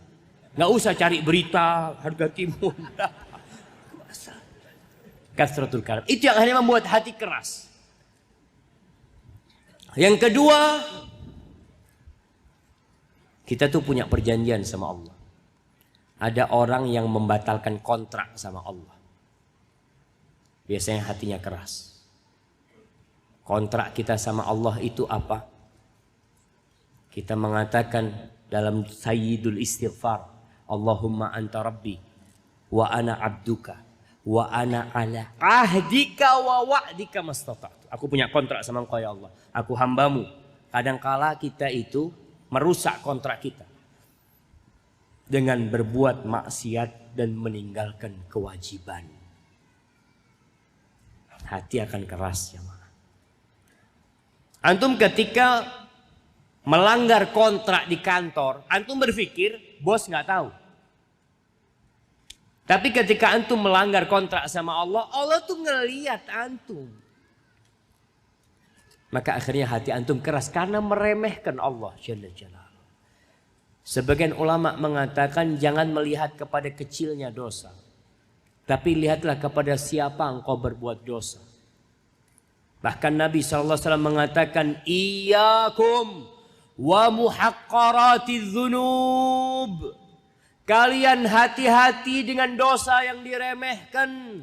Hati-hati. Fa inna laha minallahi taliban. Allah itu sudah menugaskan malaikat yang kerjanya hanya mencatat yang kecil-kecil. Antum dituntut nanti. Apa kata Allah? Faman ya'mal mithqala dzarratin khairan yarah. Wa man ya'mal mithqala dzarratin syarran yarah. Sebesar semut, antum lihat semut, semut merah yang kecil, antum lihat. Sebesar itu dosa antum lakukan, antum akan lihat nanti. Maka tinggalkan, berusaha untuk meninggalkan. Yang ketiga, banyak tertawa. Kata Nabi SAW, La tuksirid dhahik, fa inna kathratat dhahik tumitul qalb. Engkau jangan banyak tertawa. Banyak tertawa itu mematikan hati. Ada yang kerjanya di HP nonton yang lucu-lucu. Wah, ketawa-ketawa. Sampai ada orang jamaah yang kerjanya duduk di stasiun. Dulu stasiun kan masih boleh masuk orang luar itu jemaah. Di sini ada kereta api. Nanti ada. Ada kereta api enggak? Nanti kita bikin kereta api. Hah? Sudah 1 kilometer. Masya Allah. 1 kilometer buat lari jemaah. Bukan buat kereta api. Nah, ada orang yang duduk biasanya di stasiun jamaah. Ini orang suka melihat orang yang telat jamaah. Kadang orang terlambat ya. Dia udah beli tiket, keretanya udah jalan. Ya ketawa-ketawa. Oh, dia ketinggalan kereta. Oh, seneng dia. Astagfirullahaladzim. Hati-hati, hati antum keras jamaah. Ada yang di terminal, duduk terminal. Pokoknya ngelihat orang yang susah karena dia bahagia kalau ada orang susah. Ngelihat orang kehilangan boarding pass ya bingung. Oh, astagfirullah, kehilangan boarding pass dia. Hati-hati. Untuk mulai tinggalkan banyak tertawa, apalagi kalau sebab tertawanya nggak syar'i. Jangan suka tertawa sendiri. Kadang-kadang pakai HP di pojokan, dipanggil sama istrinya, Bang, oh ketawa. Bang, oh ketawa. Bang, suamiku ini sudah gila atau apa bang? Oh ternyata dia nonton sesuatu yang bikin dia ketawa. Kurangin. Karena itu mematikan hati. Yang keempat, banyak makan. Kerjanya wisata kuliner. Besok kita makan di mana ya? Ini nasi goreng di sana udah kita coba. Yang di sana, oh belum. Berangkat, habis Isya kita berangkat. Makan sini. Oh kayaknya kurang zen. Coba kita pindah ke sana. Yang ada dalam benak dia, perutnya. Rasulullah sallallahu alaihi wasallam mengatakan, Ma mala'a adamiyun wi'a'an syarran min batn. Nggak ada satu wadah yang lebih buruk yang diisi sama manusia lebih dari perutnya dia. Bihasab ibni Adam luqaimat yuqimna biha sulbah. Cukup anak Adam itu makan beberapa suap yang bikin punggungnya tegak. Sudah, secukupnya makan. Orang kalau sudah banyak makan jamaah, kata Bishr bin Harith, 2 sifat yang membuat hati itu keras, kathratul kalam wa kathratul akl. Banyak ngomong dan banyak makan. Biasanya yang banyak makan, banyak ngomong. Masya Allah. Seperti itu jemaah. Maka kurangin makan. Bagaimana ngurangin makan? Puasa. Iya Ustaz. Kita ini heran. Bulan puasa seharusnya orang itu tambah kurus. Kenapa di bulan puasa harga telur naik, harga ayam naik, harga gula naik? Kenapa? Karena ternyata puasa itu jadi ajang wisata kuliner.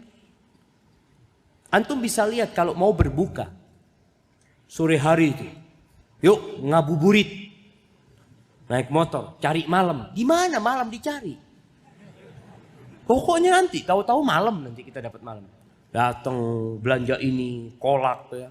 Ada lagi, apa makanan yang di sini? Barongko. Ana mau barongko 7 biji. Apa lagi? Aduh. Jalan kote. Apalah, yang dipikir makan saja. Maka usahakan dikurangi. Ketika puasa, antum cek. Malam pertama Ramadan berapa timbangan antum? Lihat. 60. Berarti tanggal 1 Syawal paling tidak 55. Bukan sedang diet, tapi sedang beribadah. Rasul sallallahu alaihi wasallam itu sahurnya apa? Kurma. Kadang kalau nggak ada kurma minum air. Sudah cukup. Ustaz nggak kuat Ustaz. Antum subhanallah sahurnya itu double. Karena apa? Ini gantinya makan siang Ustaz. Baik, gak apa-apa. Karena takut lemah. Nanti berbukanya double. Katanya apa? Ini gantinya makan siang Ustaz. Jadi makan siangnya diganti 2 kali jemaah. Waktu sahur dan waktu berbuka. Nanti ada ganti yang ketiga. Habis terawih. Makan lagi dia. Ini baru makan malam Ustaz. Jemaah kurangin makan. Jangan suka wisata kuliner. Antum jangan suka makan di luar rumah. Makan dalam rumah. Makan dalam rumah. Ibu-ibu bikin suaminya itu kalau makan di rumah lupa dengan semua makanan di luar. Makanya kalau suami datang ke rumah jangan ditanya dari mana. Ditanya apa? Mau apa? Mulai saat ini ibu-ibu kalau suaminya pulang jangan ditanya dari mana. Tanya, "Bang, mau apa?" Kalau bisa ada daftar menu. Fadhil bang. Masya Allah kalau antum ada daftar menu jemaah. Itu suami kenapa suka makan di warung? Pelayannya cantik-cantik. Pelayan itu pernah nggak tanya sama suami anti kalau masuk warung dari mana? Mas dari mana? Nggak ada pelayan tanya seperti itu. Pelayannya tanya mau apa? Minumnya mau apa? Masya Allah. Di rumah nggak pernah ditanya minumnya mau apa. Coba mulai saat ini. Supaya suami perutnya itu nggak keras. Dengan makan makanan di luar. Cukup makanan di rumah. Kalau suami mau nambah, nambah lagi. Tapi nanti bang, hati-hati. Jangan sampai keras hatinya. Jangan banyak makan. Baik, yang kelima. Banyak dosa. Dosa ini bisa menutup hati kita. Karena satu dosa, satu nokta hitam. Yang akan menutupi. Makanya ketika antum berbuat dosa, segera bertobat. Menghapuskan itu nokta hitam. Yang keenam, yang membuat hati keras itu teman-teman buruk. Sohib. Rasul sallallahu alaihi wasallam bagaimana memisalkan teman buruk itu dengan nafihul kir. Dengan pompanya tukang besi. Ketika memompa api itu, kemudian api membara, maka api itu akan meniupkan aroma yang tidak nyaman atau percikan api yang membuat baju antum terbakar. Makanya banyak orang yang tidak bisa berubah, yang nggak tobat-tobat karena temannya teman buruk, teman kantor, teman kerja. Pilih yang baik.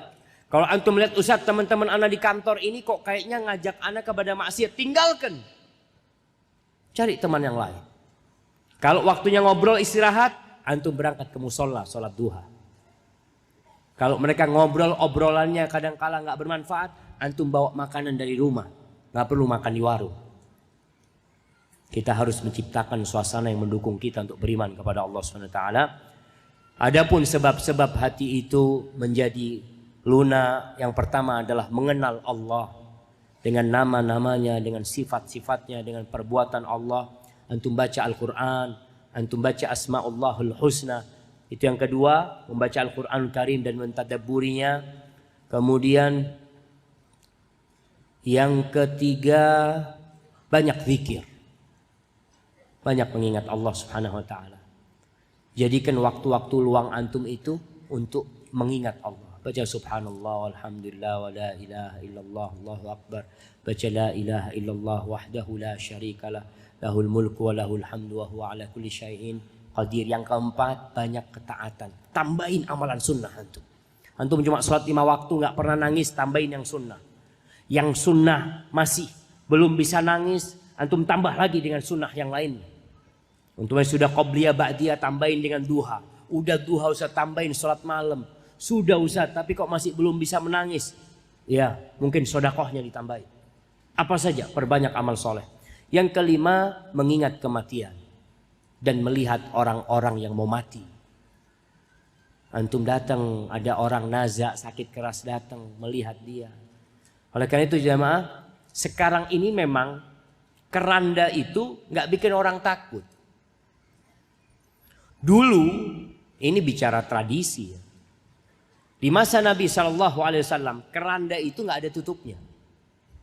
Jadi jenazah itu ditaruh di papan aja jamaah. Ada pulpen itu.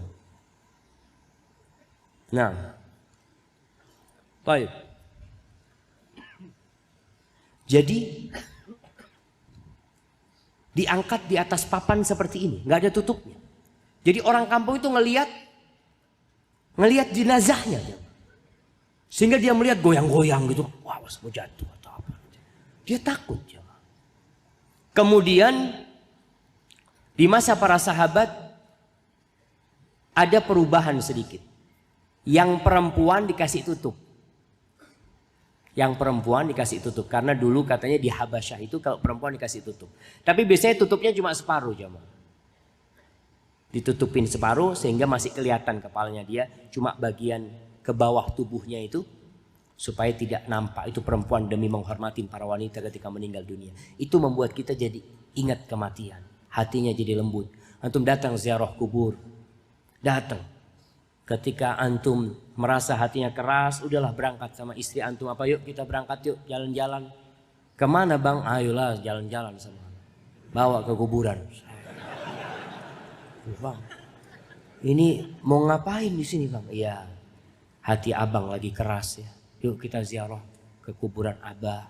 Nggak harus kuburan orang tuanya, kuburan siapa aja ziarahin untuk mengingat kematian. Kemudian yang terakhir, makan yang halal. Antum berusaha untuk tidak makan syubhat. Lihat syubhat tinggalin. Pergi di masa sekarang. Nggak tahu punya siapa, aduh nggak usah dimakan. Apalagi yang riba sekarang jamaah. Gimana orang mau hatinya lembut kalau yang dimakan itu haram. Hadza wallahu a'lam bishawab. Itu yang bisa saya sampaikan pada kesempatan kali ini. Apabila benar itu dari Allah Jalla Jalaluh, kalau ada yang salah dan kurang berkenan itu dari diri anak pribadi, Allah dan Rasulnya terbebaskan dari kesalahan itu. Mungkin kita masuk ke sesi tanya jawab. Nah, barakallahu fiikum.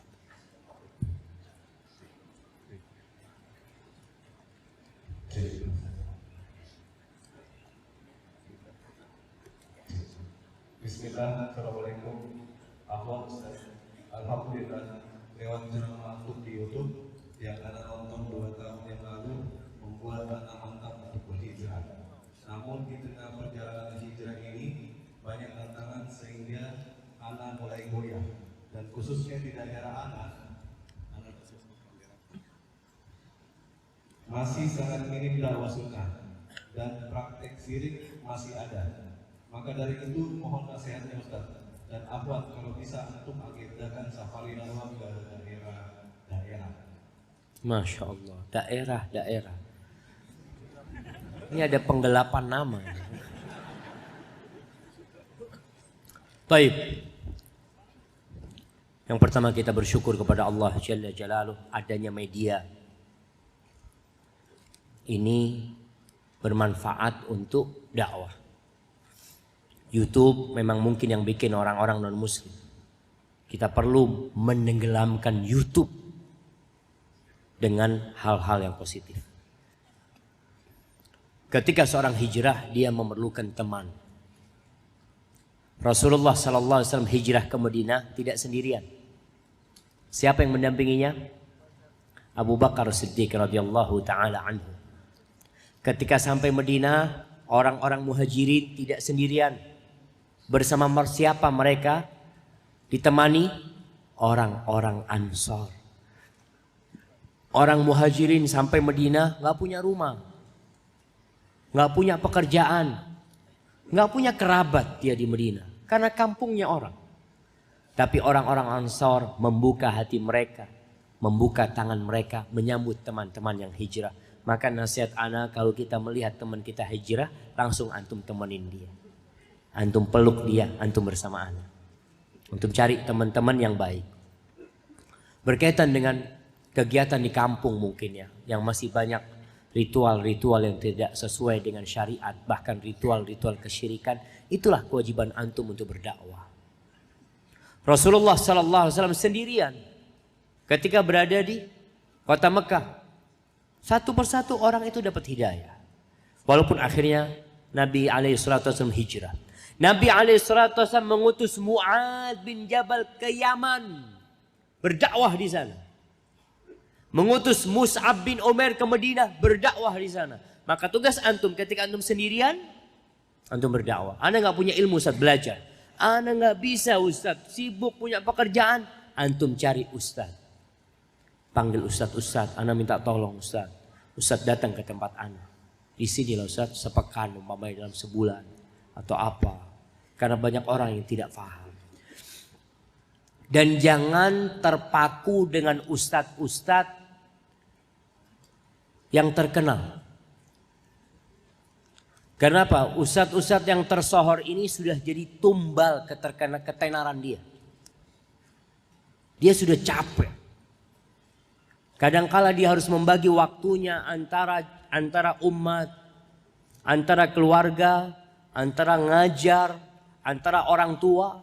Sehingga nggak bisa untuk datang ke daerah-daerah antum. Jangan tunggu mereka. Artinya dakwah ini harus terus jalan. Mau ustadz ini datang nggak ada urusan. Dakwah di sini harus jalan. Gimana jalan? Kalau rodanya cuma satu, antum cari roda yang satu. Udah ustadz, 2 roda. Butuh didorong, antum dorong. Nggak kuat ustadz, cari orang yang menarik dari depan. Harus berjalan jamaah. Allah tuh nggak butuh sama kita jamaah.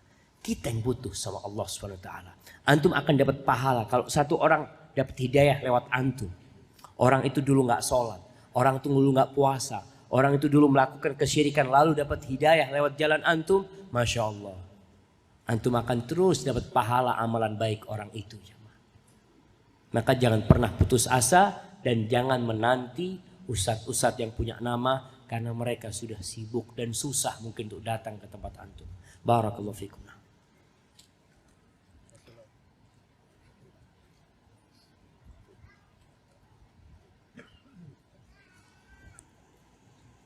Masya Allah. Dari tadi cek. Kayaknya harus diganti mic-nya. Masya Allah. Assalamualaikum Ustaz. Saya mahasiswa dari daerah. Akhir-akhir ini ibu saya sering menelpon bertanya kabar dan menyuruh pulang ketika ada kesempatan atau libur. Di lain sisi saya masih kuliah bahkan di hari libur. Apa yang harus saya lakukan Ustaz? Apakah saya termasuk anak yang durhaka ketika menolak panggilan pulang seorang ibu yang mungkin meneteskan air mata? Masya Allah, Masya Allah. Jamaah, antum tahu ada seorang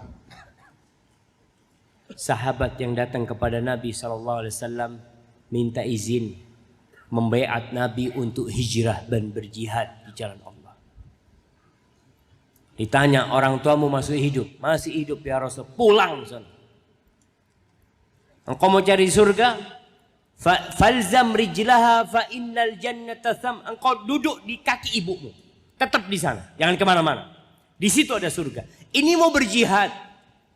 Mau menegakkan kalimat Allah. Jadi kalau ada seorang anak yang kerja di satu tempat. Kuliah di satu tempat. Lalu ibunya mengatakan, nak kamu pulang. Hari itu antum pulang. Jangan nunggu besok. Gimana kuliah antum? Nggak ada urusan sama kuliah. Surga antum itu ibu antum. Wallahi antum tahu rizki itu nggak ikut ijazah. Antum kalau berbakti sama ibu antum, apa kata Nabi SAW? Man ahabba ayyubsata lahu fi rizqi wa yunsa lahu fi athari falyasil rahimah. Barang siapa yang ingin rizkinya diluaskan, umurnya ditambah, hendaklah dia bersilaturahim. Rahim antum yang paling dekat, tempat antum 9 bulan di dalam rahim itu. Antum berangkat ke ibu. Tinggalkan. Mohon maaf, selesai. Pulang ke rumah. Wallahi jamaah. Antum sedang sholat sunnah, Allahu Akbar. Ibu panggil, Syafiq. Putus sholatnya, datang ke ibu. Apalagi cuma urusan kuliah. Urusan pekerjaan. Anak akan di PHK, silahkan di PHK. Antum duduk bersama ibu antum. Ustaz, nanti anak kerja apa di sana? Yang ngasih rizki antum itu Rabbul Alamin. Ingat antum dengan kisah orang Badui yang mendengarkan firman Allah, wa fis samaa'i rizqukum wa ma tu'adun. Di langit itulah tempat rezeki kalian dan apa yang dijanjikan buat kalian, bukan di muka bumi ini. Maka anak, jangan sampai antum membuat orang tua antum menangis. Antum ke Jakarta kuliah tapi ibu tidak ridho, nggak berkah hidup antum. Antum kerja merantau ke Makassar, orang tua di kampung nggak ridho, antum akan hidup sengsara walaupun bergelimang harta. Kenapa? Ridhallah fi ridhal walid wa sakhatullah fi sakhatil walid. Keridhaan Allah ikut keridhaan orang tua. Kemurkaan Allah ikut kemurkaan orang tua. Barakallahu fiikum.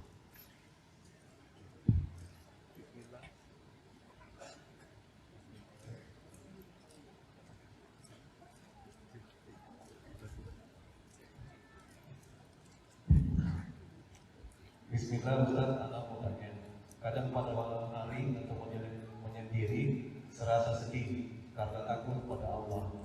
Tapi pada siang hari tidak merasa sedih. Apakah ini tangisan seorang munafik? Tidak, jamaah. Jadi seorang sahabat Nabi yang bernama Hamzalah, pernah dia mengatakan nafaqah Hamzalah, munafik Hamzalah ini.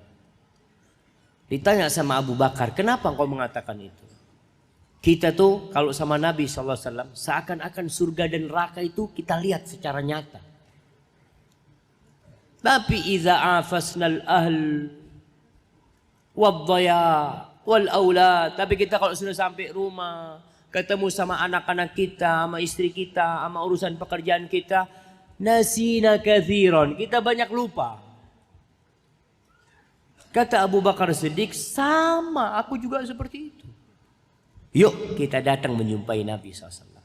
Maka datang menjumpai Nabi SAW, cerita kondisi mereka. Nabi SAW mengatakan, kalau kalian itu di rumah kalian seperti kama takununa indi, seperti ketika antum ada di sini, la safahatkumul malaikatu fit turuqat. Malaikat itu akan salaman sama kalian di jalan-jalan. Bukan manusia lagi antum sudah. Walakin sa'atan. Tapi begitulah hidup manusia. Sesaat antum ngaji, duduk, dapat ilmu. Sesaat ngurusin pekerjaan. Karena kita hidup di dunia. Tapi jangan sampai kita sibuk dengan dunia. Nggak ada sesaat buat Allah.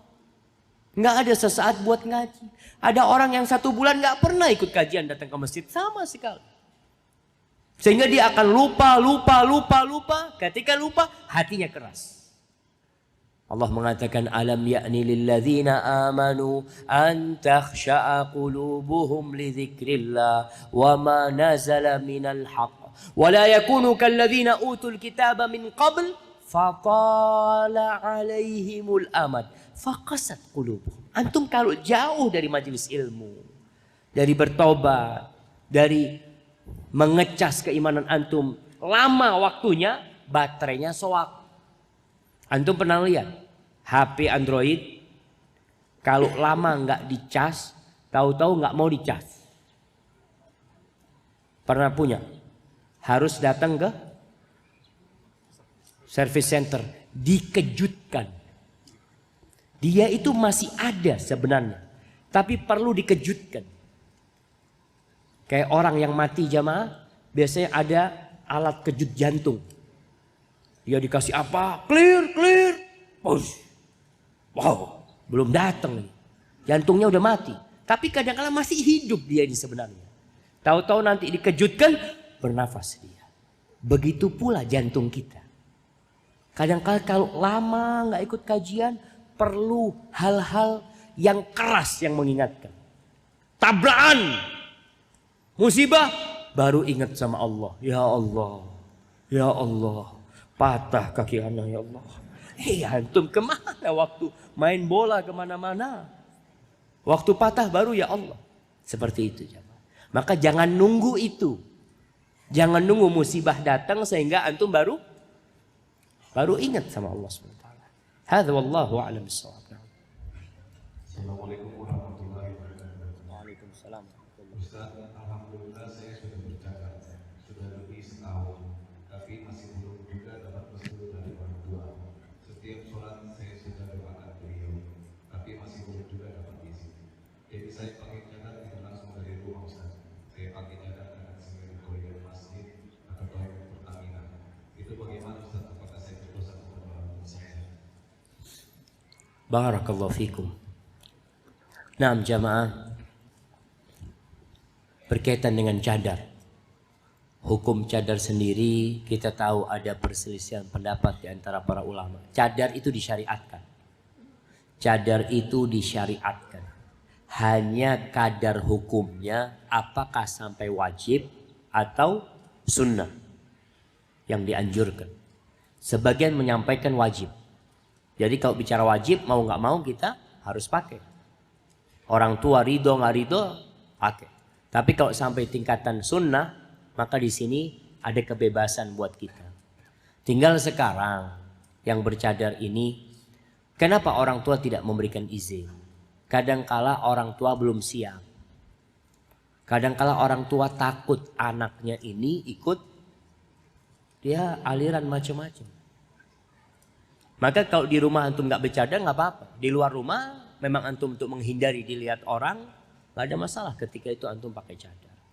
Tapi berusaha untuk memberikan pemahaman kepada orang tua kita dengan cara yang baik. Semoga Allah membuka pintu hati orang tua. Jangan pernah bosan mengatakan udah 1 tahun. Jangan 1 tahun. Nabi Yakub itu doa minta Nabi Yusuf dibalikin berapa tahun? 40 tahun. Lalu merasa 1 tahun itu lama, enggak. Itu baru 1 tahun. Terus berusaha semoga Allah melunakkan hati orang tua. Hadza wallahu a'lam. Assalamualaikum Ustaz. Saya baru kehilangan anak bulan November kemarin, usianya 8 tahun 8 bulan. Sampai saat ini saya masih sering menangis, apalagi kalau itu. Bagaimana caranya agar menangis saya bisa bernilai pahala atau bisa membuat saya lebih merasa dekat dengan Allah? Nah, menangis itu boleh. Bahkan Nabi SAW ketika ditinggal mati oleh Ibrahim, putranya, beliau menangis. Abdurrahman bin Auf ketika melihat Nabi menangis, "Watabki ya Rasulullah, kamu menangis?" Pikirnya nggak boleh nangis, karena ada larangan meratap. Menangis ini beda dengan meratap. Menangis ini boleh, kata Nabi SAW, "Al-ainu tadmu'", mata meneteskan air. "Wal qalbu yahzan", hati bersedih. "Wala naqulu illa ma yurdi rabbana", tapi kita nggak boleh mengucapkan sesuatu kecuali yang diridhai oleh Allah Jalla Jalla. Artinya menangis itu Boleh, nggak apa-apa. Tapi kalau dari bulan November sampai sekarang menangis, sepertinya kurang tepat. Ingatlah, anak anti mati ini sudah kehendak ilahi. Jadikan kematiannya itu kebahagiaan buat orang tuanya. Gimana Ustaz bisa bahagia dengan matinya anak? Anak itu yang mati, belum balik ke jamaah, dia akan menanti bapak ibunya di pintu surga. Ketika disuruh masuk surga, udkhulul jannah, malakum munhabitun. Kenapa kok nggak mau masuk surga? Masuk surga. Mereka di pintu surga mengatakan, la, kita nggak mau masuk. Hatta ya'tiya abauna, sampai bapak ibu kami datang. Ditunggu tuh sama anakku. Kenapa harus menangis? Terus-terusan. Sedih iya. Tapi sekarang sudah. Kalau rindu, jadikan rindu sama anak nanti di surga. Dengan harapan nanti anakku akan menantiku di surga. Gimana di dunia? Ya sudah, bikin anak lagi. Antum ketawa. Betul. Bismillah. Ada kita insya Allah yang itu sudah berangkat. Nanti punya anak lagi, mati lagi anaknya. Nunggu lagi orang tuanya di surga. Semakin banyak yang menanti antum di pintu surga. Semoga Allah Subhanahu Wa Taala memasukkan kita ke surga. Ada seorang alim ulama.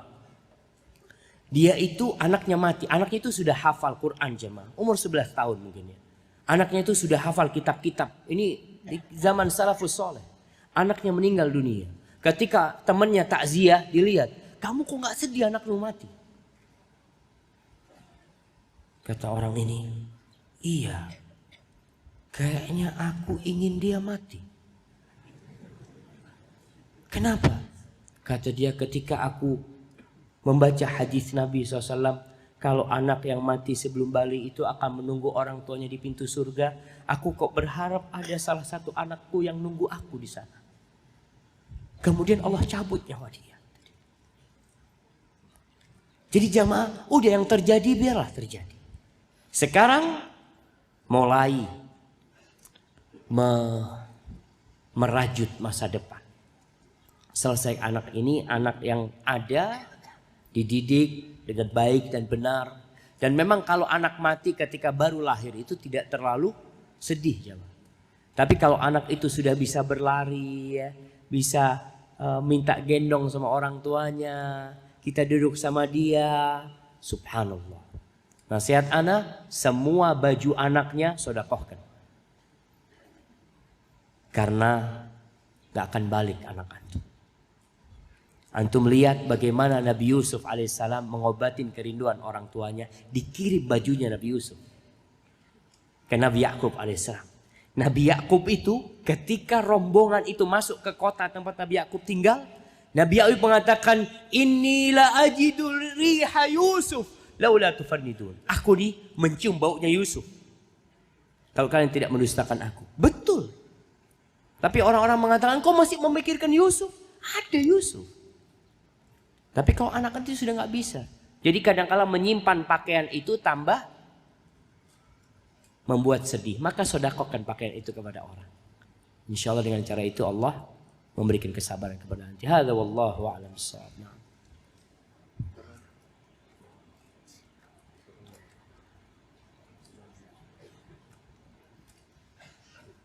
Memang ana lihat mic-nya ini kayaknya umur 20 tahun.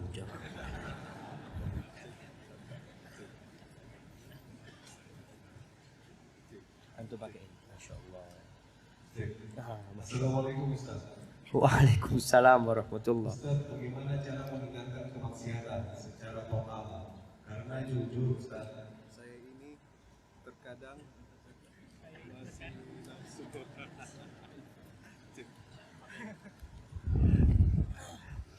Jangan dirusakin. Karena jujur Ustaz, saya ini terkadang masih ada nafsu untuk melakukan itu. Terkhusus ketika dalam keadaan sendirian. Padahal ana sudah berusaha untuk melawannya. Dan ketika ana sudah terjerumus ke dalamnya, terkadang ana menyesal dan menangis. Apakah penyesalan dan tangisan ana ini merupakan bentuk kemunafikan ana kepada Allah Ustaz? Masya Allah jamaah. Kalau antum mengatakan punya nafsu, ya yang lainnya punya nafsu juga lah. Emangnya cuma dia juga yang punya nafsu? Semuanya jemaah. Itu ujian. Zuyyina linnas hubbus syahawat minan nisa. Sudah ditanamkan di diri kita itu cinta kepada wanita, syahwat kepada wanita. Kalau antum nggak punya syahwat kepada wanita, periksa ke dokter. Takut nanti lihat sapi ada syahwat. Aku ada syahwat lihat. Na'udzubillah min dzalik. Jadi syahwat kepada wanita itu memang fitrahnya seperti itu. Tinggal bagaimana syahwatnya ini diarahkan. Maka salah satunya menikah. Arahkan dengan menikah. Kemudian bagaimana menjaga syahwat kita, tundukkan pandangan. Karena jamaah, pandangan mata ini sahmun min sihamil iblis al-masmumah. Salah satu anak panah iblis yang beracun. Kalau antum melihat perempuan, lihat sekali doang. Memang ana lihat HP ini menakutkan. Kadangkala antum melihat yang bermanfaat, tapi yang nggak bermanfaat lewat. Apa kata antum? Astagfirullah. Astagfirullah. Oh belum habis. Kadangkala anak setel YouTube, ceramah ada iklannya. Ada yang ada iklannya jemaah. Astagfirullah. Makanya itu mengganggu. Artinya kita kadangkala kalau sekali melihat ada perasaan sudah. Seperti anak panah iblis yang beracun. Sudah ditutup tapi pikirannya masih ada. Maka tugas kita tadi menyalurkan kepada yang halal, menundukkan pandangan kita. Apabila sendirian hadirkan kebesaran Allah. Kalau antum gak kuat sendirian, jangan sendirian. Anak-anak yang tinggal di kos-kosan umpamanya, jangan sekamar sendirian. Antum perlu teman. Kadang-kala teman itu yang menguatkan antum untuk tidak berbuat maksiat. Tapi saat ana diajak sama teman ana, antum pindah kamar lain, cari kamar lain, usir itu teman yang kayak gitu. Artinya kita cari teman yang baik. Kemudian apakah ketika antum berbuat dosa kemudian antum bertobat itu kemunafikan? Tidak, jemaah. Itulah manusia, itu manusiawi. Yang menakutkan kalau dia berbuat dosa nggak menyesal. Allah ketika menyebutkan orang-orang penghuni surga, apa kata Allah? Walladzina idza fa'alu fahishatan aw zalamu anfusahum dzakarullah fastaghfaru lidzunubihim wa may yaghfiru dzunuba illallah wa lam yusirru ala ma fa'alu wa hum ya'lamun. Mereka itu kalau melakukan dosa sampai dosa besar mereka lakukan atau dosa kecil mereka langsung ingat sama Allah. Ketika ingat sama Allah menyesal dia, minta ampun sama Allah dan dia tahu tidak ada yang bisa mengampuni dosanya kecuali Allah. Dan dia tidak terus-terusan berbuat dosa, berhenti. Antum tahan diri antum. Terus panggilan itu antum abaikan. Nanti terjerumus dalam dosa lagi, antum tobat lagi. Jangan akhirnya antum putus asa. Kayaknya ana ini penghuni neraka kayaknya. Dosa terus. Ya sudah sekalian berbuat dosa. Jangan sampai ada pikiran itu di diri kita. Karena termasuk dosa besar ketika antum putus asa dari rahmat Allah SWT. Kita nggak boleh merasa aman dari azab Allah. Itu juga dosa besar.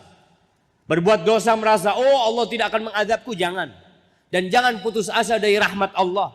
Allah mengatakan, qul ya ibadiyalladzina asrafu ala anfusihim la taqnatu min rahmatillah. Jangan kalian pernah putus asa dari rahmat Allah. Innallaha yaghfirudz dzunuba jami'a. Innahu huwal ghafurur rahim. Sesungguhnya Allah itu mengampuni semua dosa. Kalau antum taubat. Sesungguhnya Allah itu Maha Pengampun dan Maha Pengasih. Maka jangan putus asa dan jangan merasa aman dari azab Allah. Barakallahu fikum. Nah. Assalamualaikum Ustaz. Ini pertanyaan nomor berapa? Oh, alhamdulillah jamaah. Pertanyaan terakhir. Masya Allah. Alhamdulillah, ana senang sekali bisa ketemu dengan Ustadz. Sudah lama sekali ana menunggu Ustadz di Makassar. Pertanyaannya, apa bisa saya menjabat tangan Ustadz? Jazakallah khair, barakallahu fiik. Jangan, jemaah. Antum harus rindu sama Rasul SAW. Jangan rindu sama anak. Tangan ini tangan banyak berbuat dosa. Kalau bukan karena Allah nutupi dosa-dosa. Maka jangan antum salah antum ketika antum hanya ingin menjabat tangan anak. Antum minta sama Allah, ya Allah, aku ingin menjabat tangan Rasulmu Sallallahu Alaihi Wasallam. Jadi nggak perlu antum rebutan jabat tangan Ustaz. Nggak perlu. Antum cukup ambil manfaat dari ilmu Ustaz. Antum lihat Ustaz dari jauh, antum doakan semoga Ustaznya istiqomah dan mati husnul khatimah. Semoga kita semua yang berada di majelis ini diampuni dosa-dosanya sama Allah. Dan semoga kita bisa bersama-sama minum dari telaga Rasulullah SAW. Dan berada di belakang Nabi SAW ketika dibuka pintu surga Allah. Ana mohon maaf apabila ada kata-kata ana yang kurang berkenan. Yang benar dari Allah, yang salah dari diri ana. Allah dan Rasulnya terbebaskan dari kesalahan itu. Wassallallahu ala nabiyyina Muhammadin wa ala alihi wa sahbihi wasallam. Subhanakallahumma bihamdika asyhadu an la ilaha illa anta astaghfiruka wa atubu ilaik. Wassalamualaikum warahmatullahi wabarakatuh.